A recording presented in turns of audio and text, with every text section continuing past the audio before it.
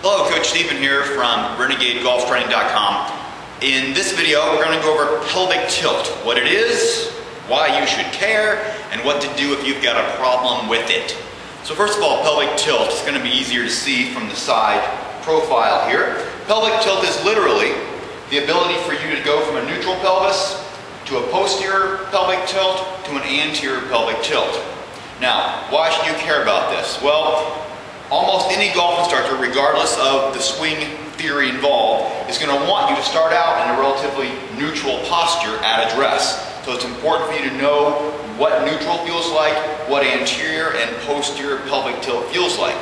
Plus, you don't want to be the only golfer in your club not knowing where their pelvis is.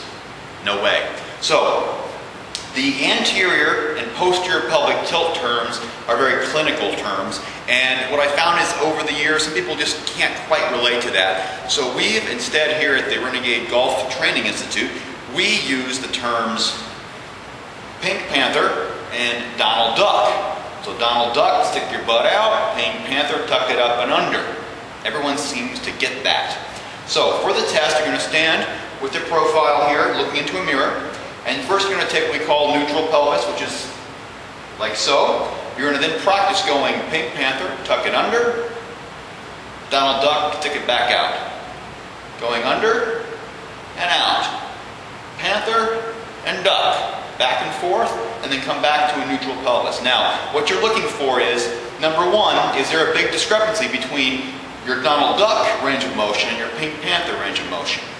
If there is, make a note of that. And is it simply a struggle? Is it tough to go one way or the other? Or are both just kind of limited? Do you shake a lot as you're trying to get the motion down?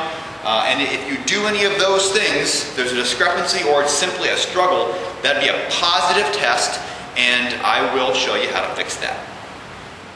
Okay, so let's say that you had a positive finding on your pelvic tilt test. Now remember, positive kind of means negative, but don't worry, because when you have a positive finding, it means I'll show you how to fix it. So for this pelvic tilt drill, we're going to do what's called cats and dogs.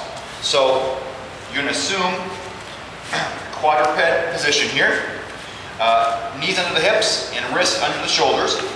This would be a neutral position. First you're going to go into what we call the cat, which is arching the back way up and dropping the head down.